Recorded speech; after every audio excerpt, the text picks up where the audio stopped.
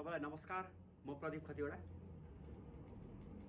आज मिति 2078 साल माघ 5 गते बुधबार म यहाँलाई यो लेखन सिपको बारेमा कसरी आफ्नो रणनीति तयार गर्ने, लेखन सिपमा कसरी सुधार गर्ने र कसरी उत्तरलाई आफ्नो ज्ञानको दायरा अनुसार प्रस्तुतिकरण गर्ने भन्ने सवालमा यो प्रस्तुतिकरण गर्न गइरहेको छु।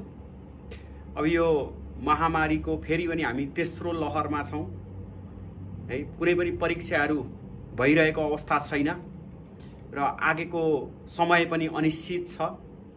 लोकसेवा आयोगले गरेका विज्ञापनहरू पनि कतिपय अदालतको कारणबाट सम्मानित अदालतले मुद्दा दायर भएर रोकिएका छन् भने कतिपय कोभिडको कारणले गर्दा पनि लोकसेवा आयोगले परीक्षा सञ्चालन नगर्ने वा केही समय पोस्टपोन गर्ने यस्तो खालको परिस्थितिमा हामी उभिएका छौं।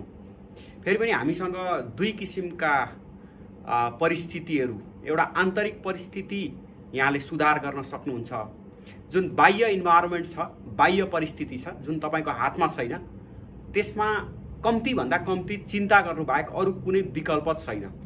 लोकसेवा आयोगले एक्जाम लियो वा लिएन भनेर चाहिँ आफ्नो एन्जाइटीको लेभल बढाउने, स्ट्रेस लिने, तनावमा चाहिँ बस्ने, 3 वर्ष भइसक्यो तयारी गरेको जाँच दिन पाएको छैन भनेर चाहिँ तनाव लिने कि अब 2-3 महिना, 3-4 महिना वा 1-2 महिना पछाडि भविष्यमा हुने एक्जाममा म यो तरिकाले चाहिँ जान्छु, मेरो आगामी रणनीति यस्तो हुन्छ भनेर जाने।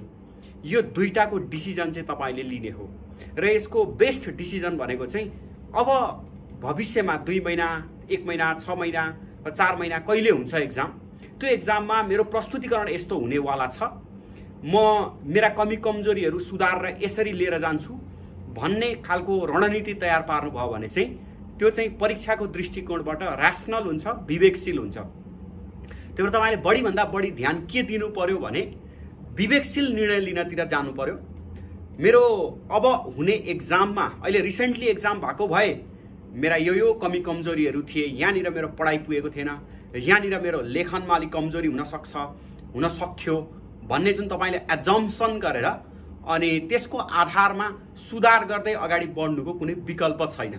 कि मैदान छोड्नु पर्यो, कि लोकसेवा तयारी गर्दिन भनेर चाहिँ हात उठाएर हिँड्नु पर्यो, कि अबको कुनै पनि तयारीका एक्जाम मलाई मतलब छैनन्, अब म यो भयो पुगो मलाई भनेर चाहिँ सरेन्डर गर्नु पर्यो, और फाइट गर्नु पर्यो, कोप गर्नु पर्यो, परिस्थितिको सामना गर्नु पर्यो। परिस्थितिको सामना गर्दाखेरि चाहिँ तपाईले यो समयलाई चिन्ताले रिप्लेस गर्नुभयो भने आगेको नतिजा नकारात्मक आउने सम्भावना प्रबल हुन्छ।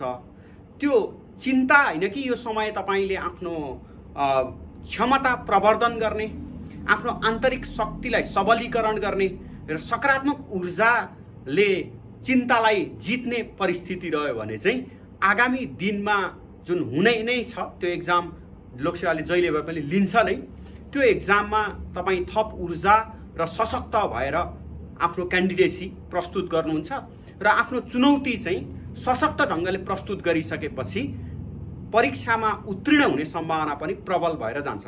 यहाँसँग नतिजा त आफ्नो हातमा छैन, तर परिस्थितिलाई तपाईको अनुकूल बनाउने, आफ्ना प्रतिस्पर्धीहरूलाई अत्यन्त कठोर चुनौती दिने र प्रतिस्पर्धीहरूसँग कठोर मुकाबिला गर्ने, त्यो सबलीकरण गर्ने क्षमता चाहिँ तपाईमा छ।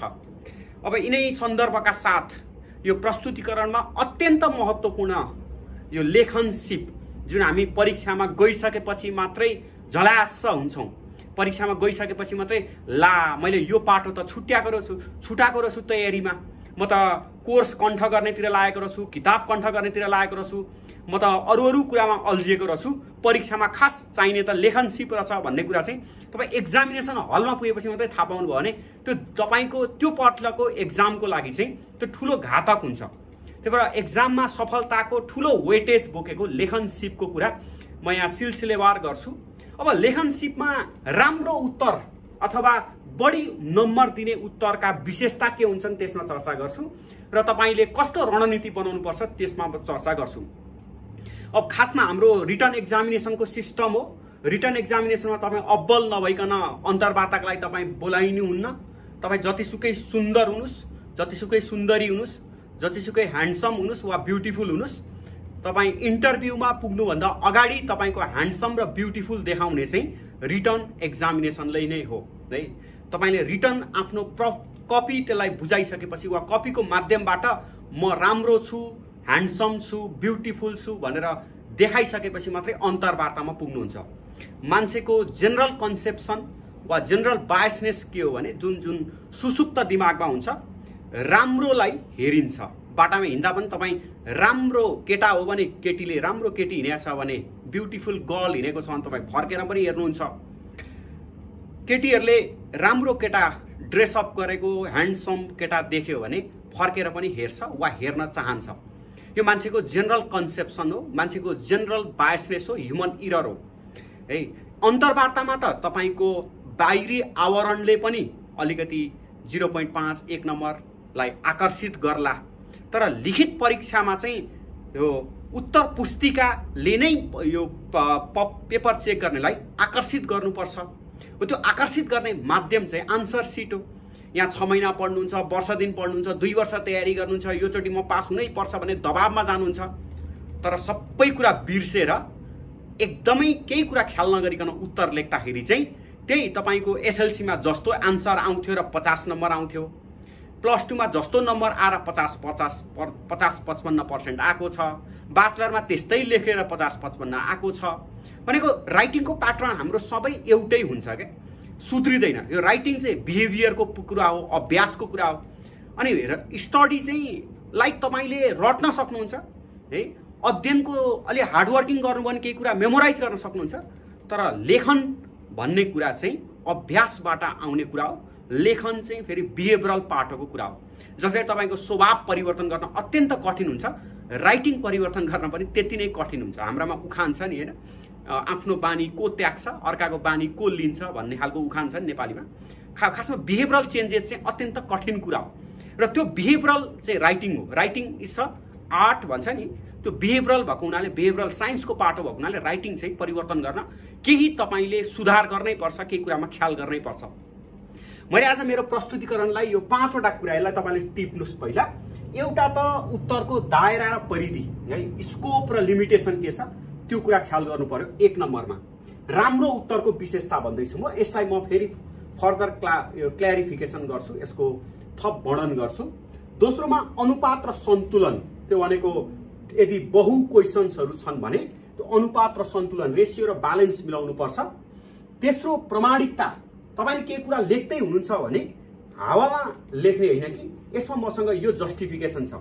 मेबी कोही बेला ऐन कानुनका धाराहरू त्यसको जस्टिफिकेसन होला, कोही बेला त्यसको केही टेबलहरू होला, तथ्याङ्क होला होइन, यो छ। अहिले म कुरा गर्छु यसको। 3 नम्बरमा प्रमाणिकता, प्रुफ ख्याल गर्नु पर्यो। 4 नम्बरमा भाषा, यो अत्यन्त महत्त्वपूर्ण छ है, भाषा शुद्ध हुनुपर्छ, अथवा अहिले म कुरा गर्छु यसको फर्दर इलाबोरेसन। र 5 नम्बरमा प्रस्तुतिकरण, प्रेजेन्टेसन फ्लो हुनुपर्छ, अथवा तपाईँले प्रस्तुतिकरण गरेको आन्सर चाहिँ त्यो पेपर चेक गर्ने मान्छे कन्भिन्सिङ टाइपको हुनुपर्छ। अब 1 नम्बरमा दायराको कुरा गर्दाखेरि प्रश्नले जति मागेको छ त्यति नै कुरा मात्रै आन्सरमा आउनुपर्छ। त्यो भनेको के हो भने प्रश्नले मागे भन्दा धेर पनि होइन र प्रश्नले मागे भन्दा थोर पनि होइन। हामीलाई कोही बेला बायसनेस हुन्छ, कोही बेला एउटा कुनै विषय हामीले कण्ठस्थ गरे हुन्छ, क्वेसनले त्यो सोधे आउँदैन, तर हामी के गर्छौँ भने म एकदम जान्ने छु, मैले यसमा चाहिँ एकदम कण्ठस्थ गरेको छु भनेर देखाउनका लागि घुमाइ फिराइ लगेर त्यही आन्सर आफूले जे लेखेको छ त्यसमा हामी केन्द्रित हुन्छौँ। त्यो एकदम ब्लन्डर हुन्छ है। जति क्वेसनले मागेको छ वा जे सोधेको छ त्यो सोधेको भन्दा बढी पनि होइन र सोधेको भन्दा कम्ती पनि होइन। यसमा चाहिँ तपाईँले यो एकदम ख्याल गर्नुपर्ने कुरा छ, किनकि यसले टाइम म्यानेजमेन्टलाई पनि असर गरिरहेको हुन्छ। त्यही भएर यस्तो आन्सर लेख्ने कि क्वेसनले के भनेको छ, जस्तो बहु क्वेसन्सहरूमा प्राय मागेको भन्दा अनावश्यक कुरा लेखियो भने त्यसले उत्तरको सौन्दर्यलाई बिगार्छ।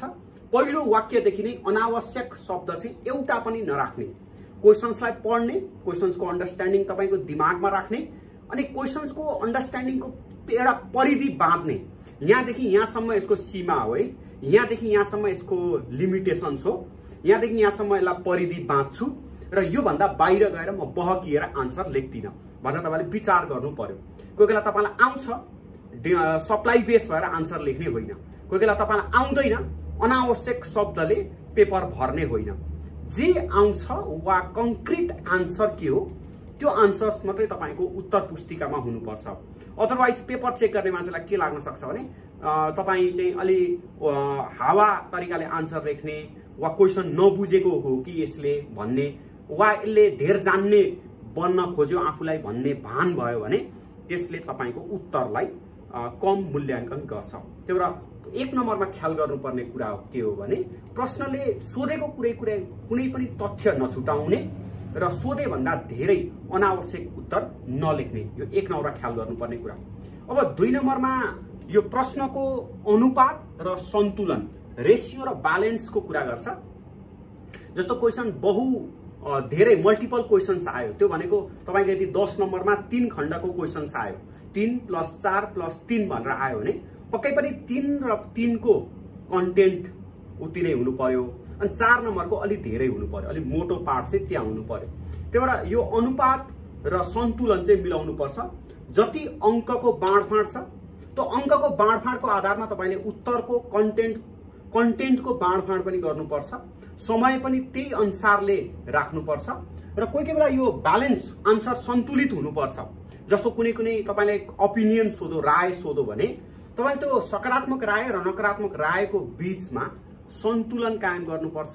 दुईटाको बीचमा चाहिँ यो दुईटै ओपिनियनको बीचमा बसेर, जस्तो ट्रेड युनियन ठीक कि बेठिक भन्ने क्वेशन्स आयो भने सैद्धान्तिक रूपमा ट्रेड युनियन आवश्यक छ, तर नेपालको सार्वजनिक संगठनहरूमा ट्रेड युनियनको अभ्यास र व्यवहार आलोचित हुने गरेको छ। यसर्थ सुधारिएको ट्रेड युनियन आजको आवश्यकता हो अथवा सार्वजनिक क्षेत्रको आवश्यकता हो भन्न सकियो भने तपाईको आन्सर सन्तुलित भयो। तपाई एकदम बायस हुनु भएन, ट्रेड युनियन चाहिँदैन, ट्रेड युनियन खत्तम हो भन्नुभयो भने पनि त्यो नेगेटिभ कनोटेसन गयो।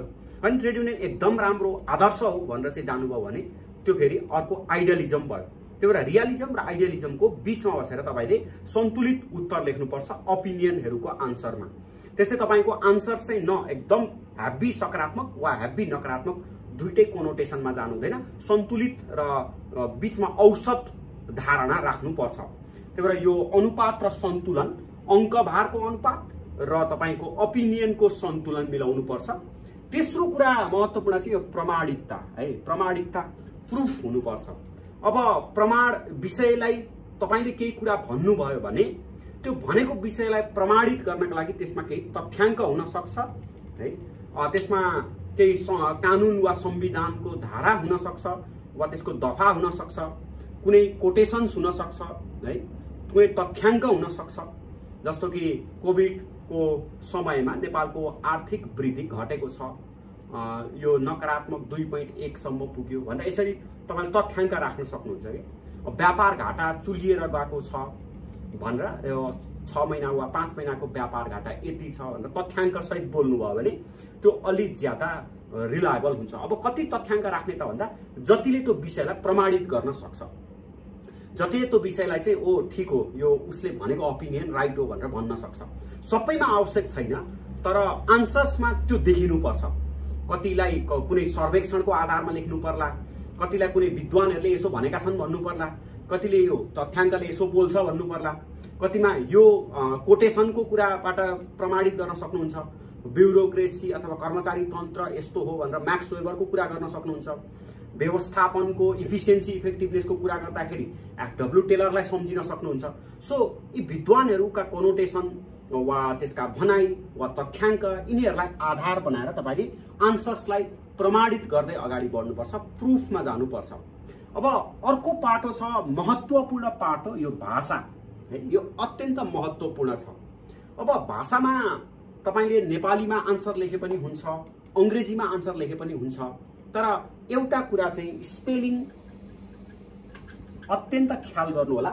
अंग्रेजीमा आन्सर लेख्दै हुनुहुन्छ र आन्सरमा स्पेलिङ बिग्रियो, यो स्पेलिङको पनि SPELLING स्पेलिङ भयो भने त बिग्रियो, त्यो स्पेलिङकै आन्सर स्पेलिङ बिग्रियो भने त त्यो डेन्जर भयो नि हैन। त्यही भएर नेपालीमा लेख्दै हुनुहुन्छ भने पनि ह्रस्व दीर्घ अत्यन्त ख्याल गर्नुपर्ने।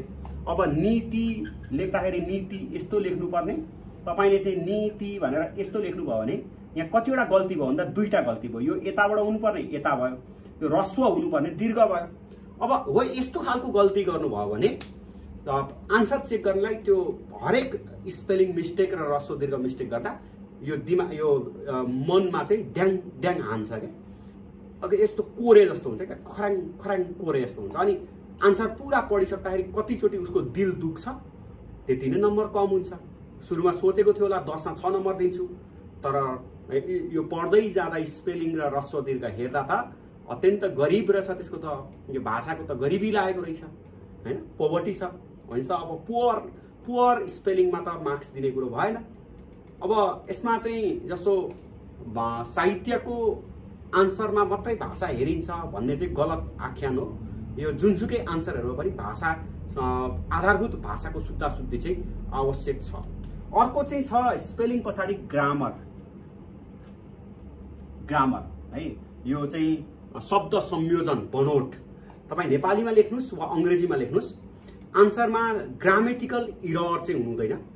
ग्रामेटिकल स्ट्रेन्थ हुनु भनेको चाहिँ तपाईको दक्षताको प्रस्तुतिकरण है। आन्सरको कन्टेन्ट त चाहिन्छ नै, तर कन्टेन्टको साथसाथमा प्रस्तुतिकरण पनि तपाईको दमदार छ भने चाहिँ अनि तपाई ज्यादा नम्बर प्राप्ति गर्नका लागि योग्य हुनुभयो। त्यही भएर ग्रामरलाई ध्यान दिनुस्। अर्को शब्दावली, उपयुक्त शब्दको छनौट है, शब्दावलीलाई ध्यान दिनुस्।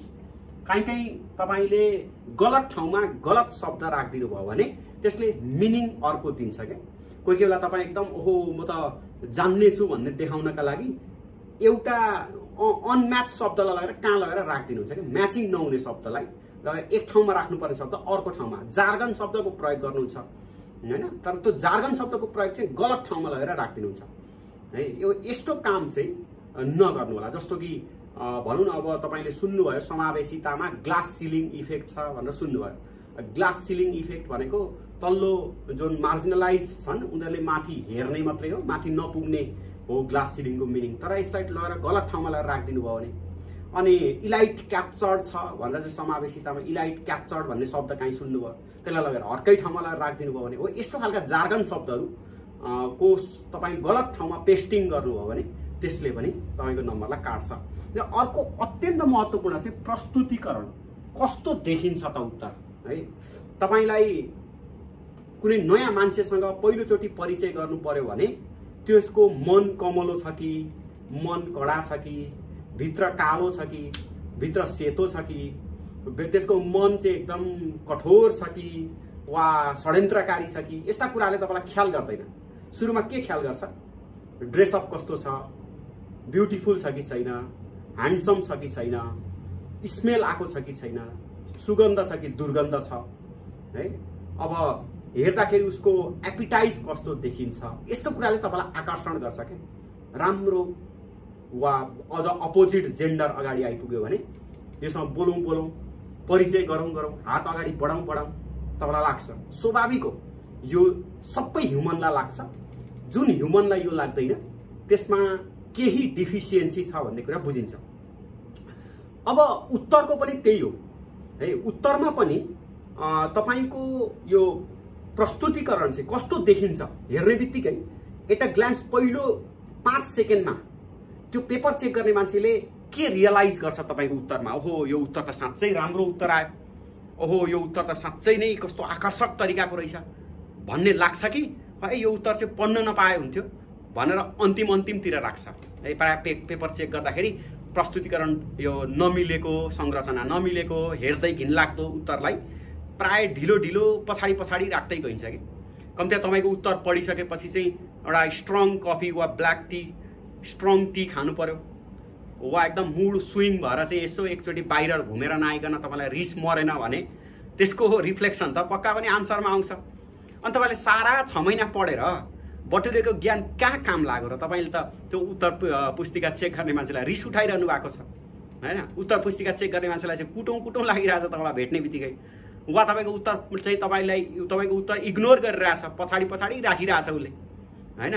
वा तपाईको उत्तर पढिसकेपछि चाहिँ एउटा यो मुड चेन्ज गर्नका लागि यसो घुमेर आउनुपर्ने अवस्था सिर्जना गराइदिनु भयो भने त तपाईलाई पक्का पनि त्यसको असर त आन्सरमा गर्छ नै। तपाईँले 6 पाउनु पर्ने 10 मा घटाएर 3, 4 त पक्का पनि आउने भयो। अब 4 आएर लोकसेवा पास हुँदैन। त्यही भएर उसले उसको पहिलो ध्यान तान्नका लागि चाहिँ तपाईँले प्रस्तुतिकरण मिलाउनुपर्छ। के पर्छ त प्रस्तुतिकरणमा भन्दाखेरि एउटा चाहिँ ह्यान्ड राइटिङ, अत्यन्त महत्त्वपूर्ण कुरा ह्यान्ड राइटिङ है गाइज।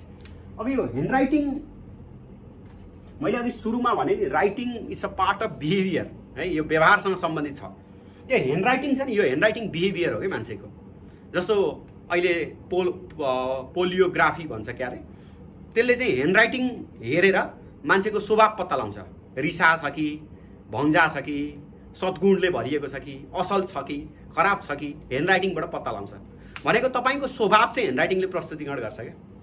अब यत्रो 6 महिना 1 वर्ष पढ्नुहुन्छ, पास गर्नलाई त्यत्रो दबाब लिएर जानुहुन्छ, अनि जाँचमा चाहिँ यस्तो हेलिकप्टर सर्ट लेखेर आउनुहुन्छ, ह्यान्ड राइटिङ पुअर भएर आउँछ, बिग्रिन्छ।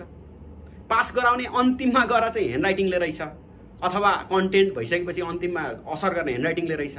तपाईँको ह्यान्ड राइटिङ देख्ने बित्तिकै त्यसको मुड अफ भएर चाहिँ पछि पेपर राखिरहेको छ, त्यो पढ्नै नपरे हुन्थ्यो भनिरहेछ। अब पढ्नै नपरे हुन्थ्यो भनेको यसो अलिअलि पढेर 4 नम्बर दिने हो वा 3 नम्बर दिने हो, पास हुँदैन त्यसरी। त्यो भएपछि त्यत्रो दुःख किन गर्ने हैन? अहिले रिभर्स गर्ने क्या। यत्रो दुःख हामी गर्छौँ नि, पढ्छौँ, यो गर्छौँ, रड्छौँ, घुमेर पढ्या छ, बोल्या छ, भटटटट भन्या छ, पढ्या छ, लास्टमा ह्यान्ड राइटिङ त नबुझिने खालको। वा हाम्रो नेपालीमा उखान छ नि, गिद्धले छेरे जस्तो आन्सर लेखेपछि त काम रहेनछ। त्यसो भए यो ह्यान्ड राइटिङ सुधारमा लागिहाल्नुपर्छ गाइस, यदि पास गर्ने हो भने। अहिले म भन्छु यसको मेरो संरचनामा एउटा ह्यान्ड राइटिङ, अर्को सजावट, यता दायाँ बायाँ यसो धर्को तानेको छ, फेरि रिजनेबल हुनुपर्छ।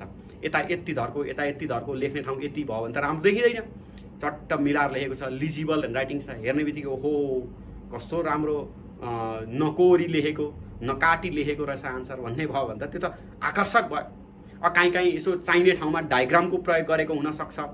अब डटकै छनौटको कुरा गरौँ होइन, बल पेन अथवा बिचबिचमा अक्षर काटिने वा यस्तो गर्दाखेरि च्यातिएको आन्सर सिट च्यातिएको वा यो मसी राम्रोसँग नबगेको रहेछ भने त स्ट्रक्चर त बिग्रिन्छ। अनि अर्को चाहिँ मार्जिनको कुरा, मार्जिन छोड्ने कुरा होइन, अनि आन्सरमा सब हेडिङ गर्ने कुरा, बुलेट र प्याराग्राफिङको कुरा, यो कुराहरू सबै स्ट्रक्चरमा पर्छ।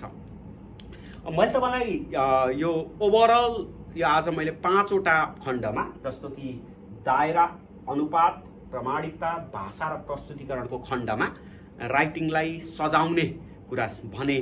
अब यसमा तपाईँलाई मेरो एकदम विनम्र अनुरोध पनि के छ भने, हामी त्यत्रो पढ्छौँ होइन, त्यत्रो तयारी गर्छौँ, आफ्नो जीवनको अमूल्य समय नै यसमा छुट्याउँछौँ, 70-80 वर्ष बाँच्छौँ, त्यसमा 1-2 वर्ष त लोकसेवा पढेरै जान्छ, अझ 2-3 चोटि बिग्रियो भने त 4-5 वर्ष त्यसले इङ्गेज गर्यो भनेपछि हाम्रो सारा जीवनको करिब 10% समय त हामीले लोकसेवा तयारी गरेर गयौँ।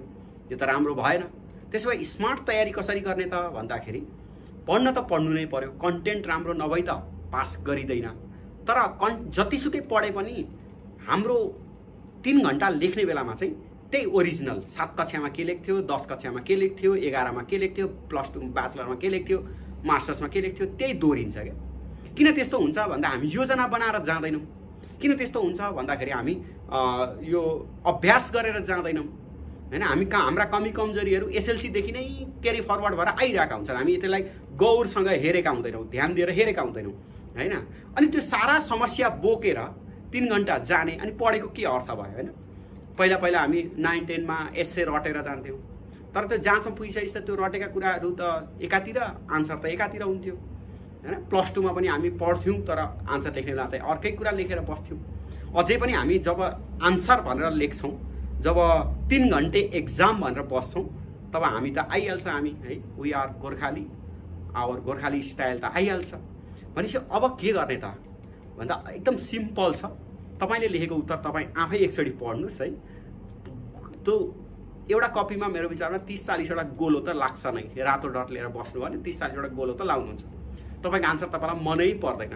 त्यो आन्सर पढिसकेपछि तपाईँलाई लाग्छ कि धन्न यस्तो आन्सर चाहिँ 3 घण्टा यो रियल एक्जाममा लेखिनछु, नभए त फेल भइहालिने रहेछ। त्यो त कन्फर्म लाग्नेवाला छ। धन्न 3 घन्टे एक्जाममा, धन्न मैले यो भिडियो हेरिहालेको छु र मैले लेखनको अलिकति अभ्यास गरेँ, नभए त म जान्थेँ नै भन्ने तपाईँलाई आज भोलि नै लागिहाल्छ। आफ्नो आन्सर आफै एकचोटि हेर्नुहोस्। जो राम्रोसँग पढेर बसेको छ त्यसले पनि खास आन्सर लेख्न चाहिँ नराम्रै लेख्ने हो फेरि। किनकि आन्सर चाहिँ it's a behavioural, it's a artistic way. अब यो आर्टिस्टिक वे हो, बिहेभियर हो भने त चेन्ज गर्न गाह्रो छ। हेर्नुहोस् हाम्रो ह्यान्डराइटिङ कति नै सुत्रेला हैन, ह्यान्डराइटिङ कति नै सुत्रेला हाम्रो। किनकि ह्यान्डराइटिङ त मान्छेको बिहेभियरसँग सम्बन्धित कुरा छ। तर कति सुधार्न सकिन्छ भन्दा बुझिने ह्यान्डराइटिङ लेख्न सकिन्छ। त्यो चाहिँ मजाले सकिन्छ, 1 महिनाभित्रमा सकिन्छ। तपाईँले नर्सरी एलकेजी का ती क ख ग ग वा एबीसीडी वाला कपी ल्याउनुहोस्, त्यो डट डट डट डट वाला, अनि पेन्सिलले लेख्न थाल्नुहोस्। क लेख्नुहोस्, ख लेख्नुहोस्।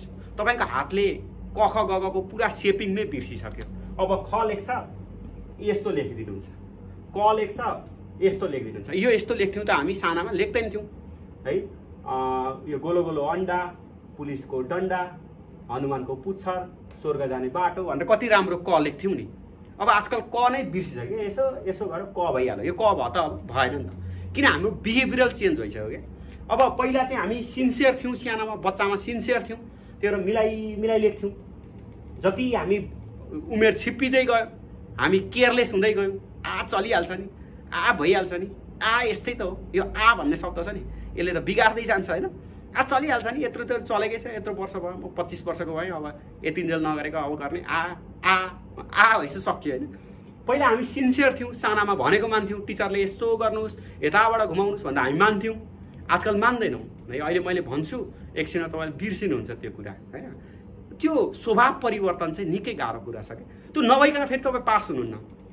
कोही पनि यो आफ्नो बिहेभियर परिवर्तन नगरिकन, यो कम्पिटिटिभ एक्जामको राइटिङ हो, कलेजको भएको भए 50-55% आउन खासै गाह्रो थिएन। कम्पिटिटिभ एक्जाममा अर्कोलाई जित्नुपर्छ, जो अर्को सिरियसली पढिरहेको छ र हरेक कुरा विचार गरिरहेको छ, त्यसलाई जित्नुपर्छ। एटलिस्ट उसको राइटिङमा आर्टिस्टिक वे हुन्छ, त्यो बच्चैदेखि उसको गेन गरेको विषय हो। तपाईँसँग त्यो छैन भने अब सुधार गर्नु पर्यो। ह्यान्डराइटिङ तपाईँ 1 महिना त्यो लाउनुहोस्, डट डट डटवाला कपी किनेर ल्याउनुहोस्, किताब किनेर ल्याउनुहोस् नर्सरीको होइन, अनि सुरु गर्नुहोस्। घरमा साना बच्चा छन् भने उसको कपीमा तपाईँले आफ्नो लेख्न थाल्नुहोस्।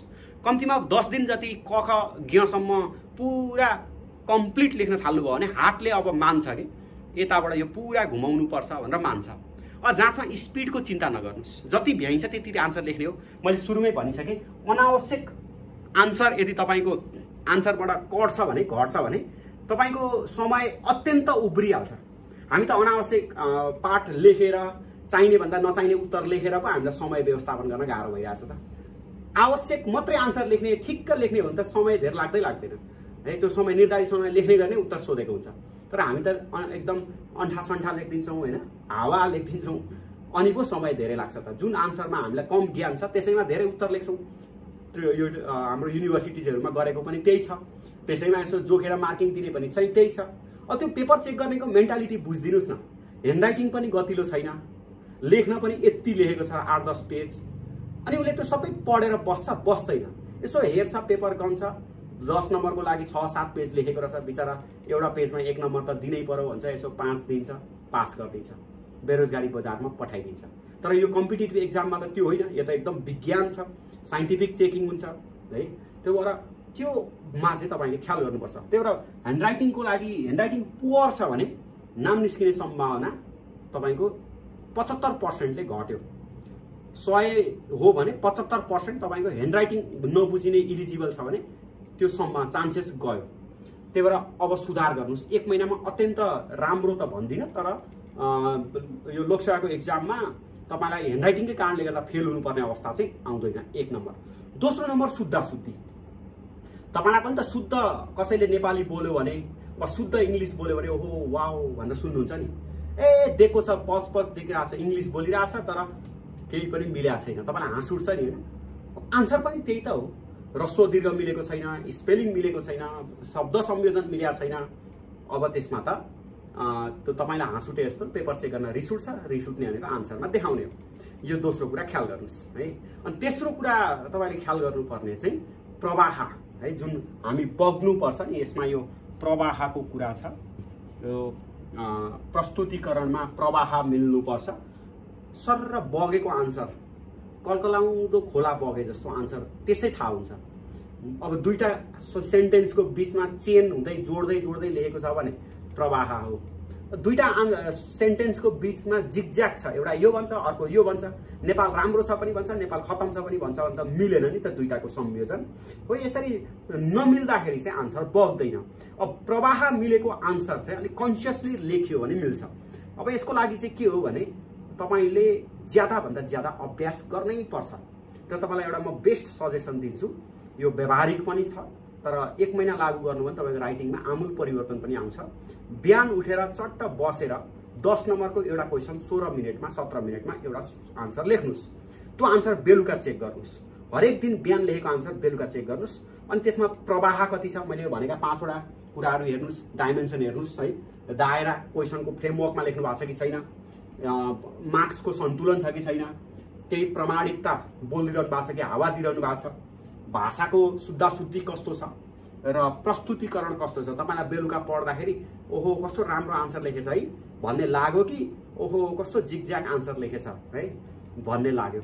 यो कुरा ख्याल गर्नु होला। र ख्याल गर्नुपर्ने अर्को कुरा के हो भने लोकसेवामा पास गर्ने हो भने त्यो आन्सर नै हो पहिलो तपाईलाई यो इन्काउन्टर गर्ने। तपाई कस्तो स्वरूपको र कस्तो बेउराको हुनुहुन्छ भन्ने कुरा इन्टरभ्यूमा थाहा हुन्छ।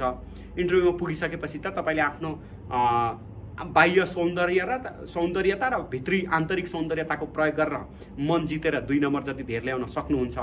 तर त्यो इन्टरभ्यूमा पुग्ने वातावरण पनि लिखित पत्रले गर्ने भएको हुनाले त्यो लिखित पत्रमा चाहिँ यी कुराहरूलाई ख्याल गर्नु होला। र अहिले मैले सुरुमै भने अहिले कोभिडको अनिश्चितता छ हैन। अब कहिले एक्जाम हुन्छ थाहा छैन, एक्जाम त पक्का हुन्छ नि त। तर त्यो एक्जामिनेसनमा तपाईले यी गल्तीहरू फेरि लिएर जाने कि त्यो गल्तीहरू छोडेर गल्ती सुधार गरेर अगाडि बढ्ने, एक्जामिनेसन कहिले हुन्छ भन्ने चिन्ता गरेर बस्ने कि त्यो एक्जामिनेसनमा म खरो प्रस्तुतिकरण गर्छु भनेर चाहिँ योजना बनाएर जाने। तपाईले चिन्ता र भयले बस्ने कि आफ्नो रणनीति र कार्यनीति बनाएर अगाडि बढ्ने, यो तपाईसँगै छ है, तपाईसँगै छ। निराशाको पाटो पनि तपाईसँगै छ, आशावादी पाटो पनि तपाईसँगै छ।